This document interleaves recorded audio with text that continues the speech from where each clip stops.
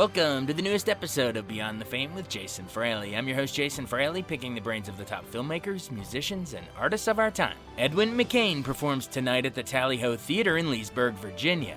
I spoke with McCain when he played D.C. City Winery in 2019 to break down his biggest hits from I'll Be to I Could Not Ask for More. Edwin, thanks so much for taking the time to join us. Man, thanks for having me. This will be our second time at the D.C. City Winery. We've played most of them, Nashville and Boston and Chicago, Atlanta, New York. We played the New York ones. Yeah, so definitely played a lot of the spaces. They're nice. They're great sit-down venues. You know, it's a nice environment to play, nice and quiet. It's just perfect listening room. Awesome. Now, is this a full band, or I know you sometimes do like an acoustic trio? It's actually the Quattro this time. We had a guitar player years ago that was with us for a long time. A guy named Pete Riley. He's a singer-songwriter himself, and he was in a band called Treehouse that was on Atlantic that had opened up for us for years, and we just love him. And when that band dissolved, I hired him to be in our band just because we didn't want to lose him. We just love being with him. And so he's been back in England for a long time, and so he's coming back. We had him back earlier this year just as a excuse to get together, and we had so much fun. We're bringing him back for this tour too. So Pete's going to be with us. So it'll be 2 acoustic guitars, electric guitar, and saxophone. Awesome. Can't wait. Yeah. Now, I don't need to, totally spoil the set list or anything, but give us a sense of, some of the things we might hear. Is it, it's obviously your bigger hits. You got any cool covers planned, or, just... We kind of, I feel like it's funny because people always go, when are you putting out a new album? I'm like, I'm not. I'm not. I have this core group of songs that I know people want to hear, and so I work off of those, and then we just take a lot of times, and a lot of times most of our tours are evening lists, so I'll play sort of the core group of songs from 10 albums, and then people yell at me to play these obscure old songs that I can't remember how to play, and I'll make them bring their phone up and hold up the lyrics, and I'll try to hack my way through them, and it's pretty fun actually. So it's a little bit of the stuff I think people want to hear, and then legitimately the stuff they yell at me to play at the end. And I kind of try to satisfy it's the first rule of the business, give the people what they want, even if you can't remember the words. So it's fun. It's kind awesome. of stump the band. It's pretty fun. Yeah, for sure. Stump the band in a small room like that is going to be a lot of fun. Take me back, because you grew up in South Carolina. Remind our listeners how exactly you first, what was the first instrument you got your hands on, or was there a music instructor? How did you actually get into it, or even if it was just your parents listening to certain stuff around the house? Well, my dad pulled out this crazy audio recording of me. It was a couple of Christmases ago. It's actually uncomfortable, frankly, of he and I singing that Peter, Paul, and Mary song, "Puff the Magic Dragon." And if you go back and listen to that song, it's kind of depressing. And I was little, I was probably like 3 or 4 or something. It's kind of funny. You were listening to it. I was like, God, ugh. But I think it was singing first, and then I was like every other kid. I mean, I had piano lessons with a piano teacher that, I still cringe a little bit thinking back to piano lessons, and then church choir, which I jokingly call Southern daycare. And my uncle really was probably my biggest influence as a kid, because he went to the University of North Carolina, but he grew up at a time where he was studying this Eastern Appalachian folk music that they call old time, which is like a precursor to bluegrass music, and what it is a living oral history of the people that immigrated here from, the Scotch Irish, especially that populated the western North Carolina and the Appalachian Mountains, and created this culture of honor, is what Malcolm Gladwell would call it. Man, you're dropping some Gladwell on me. No, right. I love that's him. the tipping point of this interview. Oh, dude, Matt Gladwell's amazing. His new book's incredible. But this culture of honor and this music is a really good glimpse into how people were living in their mindsets, and it's pretty violent.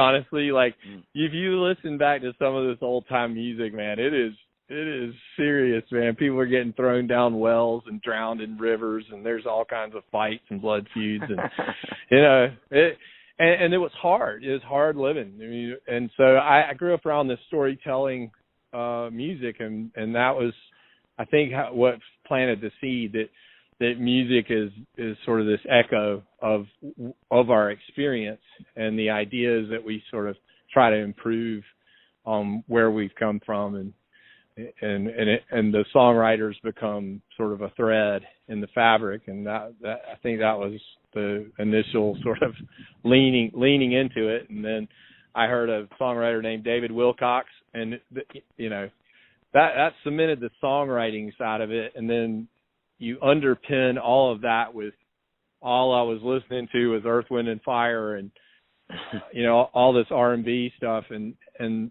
for me, Maurice White and Earth, Wind and Fire were trying to do the same thing as far as speaking in this uplifting way and trying to share a message that was unifying and powerful, and they were doing it worldwide. And so you combine the idea of songwriting and then the sort of global goodwill, and that's kind of where that was sort of the crucible that I came from. I love that crucible. Remind our listeners how exactly. So that's sort of where you grew up and that's your roots. But how do you actually get signed for that first album? Was it Atlantic or was that Honor Among Thieves was Lava Records? That was Atlantic. How's that come to be? So in a perfect outlier type Gladwellian storyline, I was in timing. Everything, just the timing of it was I tell people all the time, like, when we were was equally as important as what we were. Grunge was kind of, everybody was tired of staring into their own belly buttons, feeling bad about themselves. And then Dave Matthews and Hootie and the Blowfish were exploding. And there was a moment in time where I remember at W&L University one weekend, it was Dave Matthews at one frat house, Hootie and the Blowfish next door, and we were playing the frat house next to those three.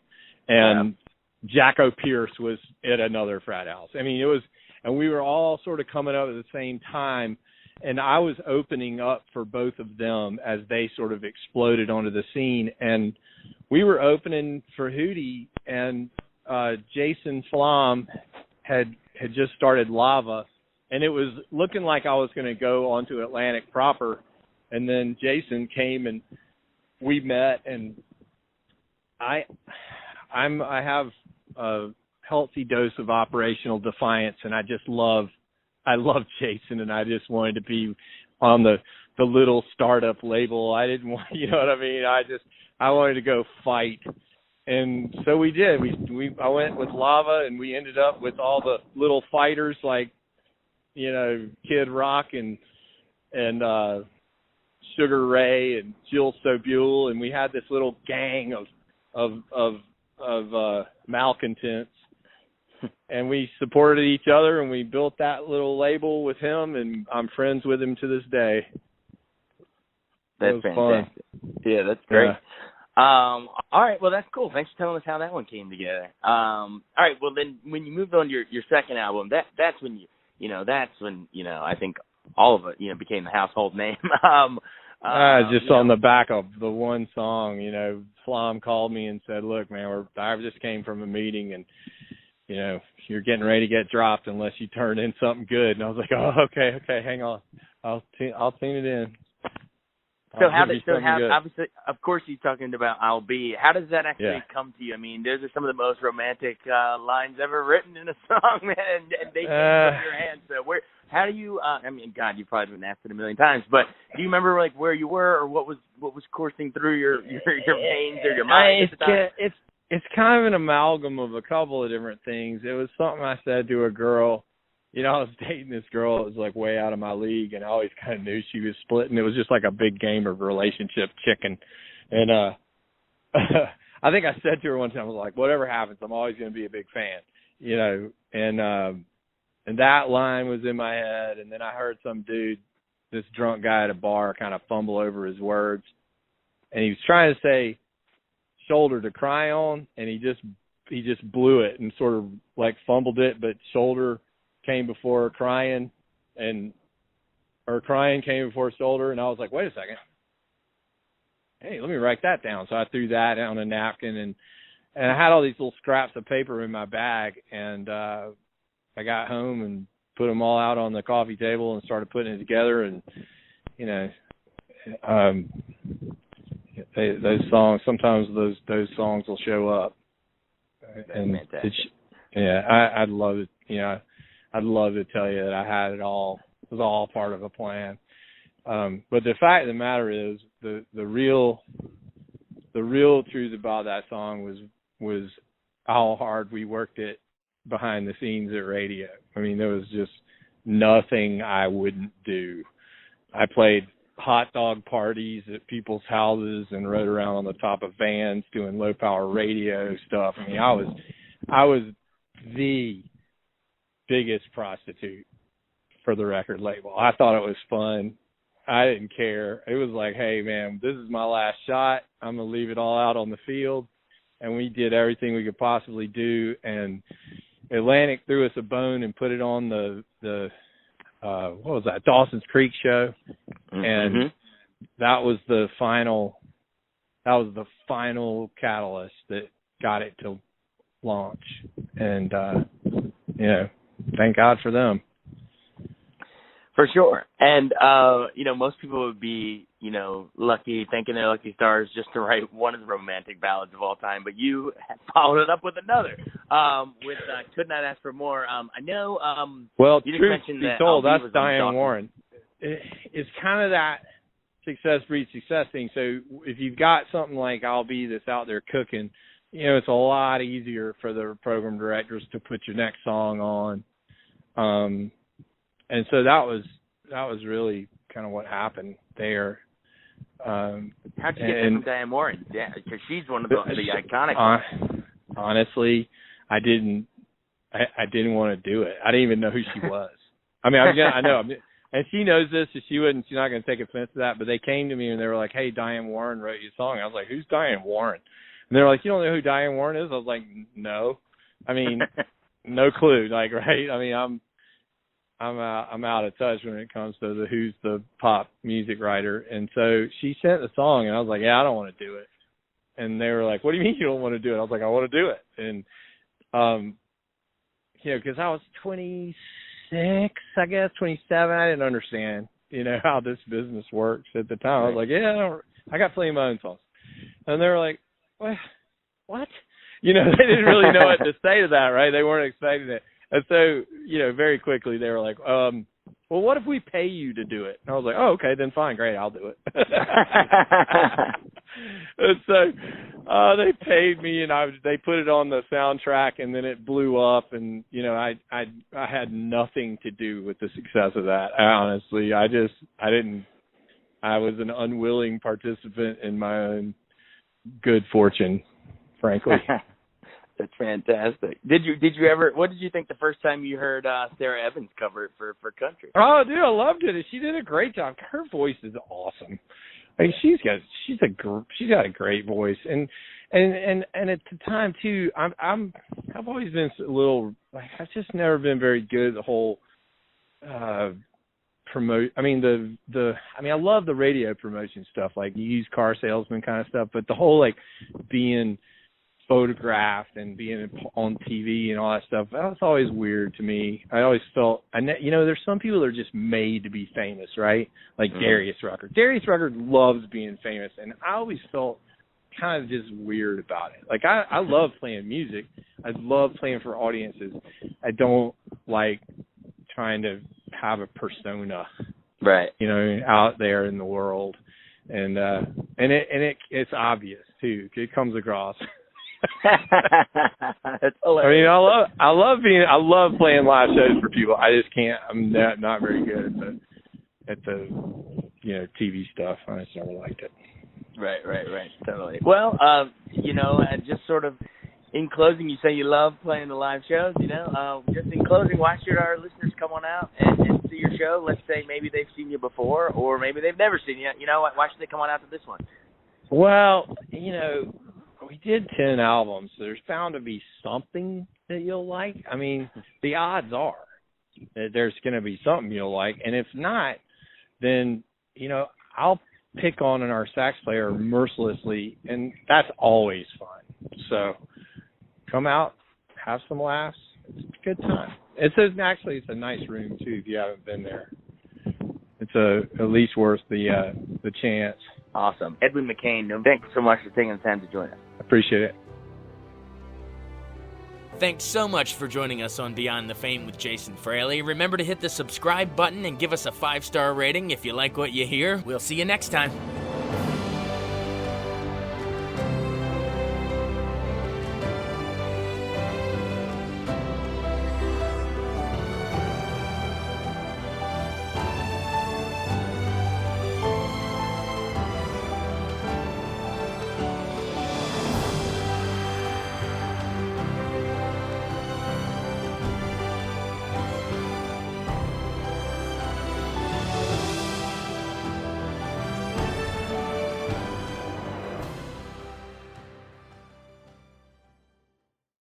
I wanted to take a second to tell you about an app I really enjoy. Living in the D.C. area is great, and Podcast D.C. gathers all of the local shows that I like all in one local app. Health, sports, local news, politics, and so much more. Podcast D.C. is the new local app with hundreds of D.C. area podcasts to choose from. I can earn exciting rewards just for listening and share the podcasts I love instantly. Available in the App Store or in Google Play, listen local with Podcast D.C.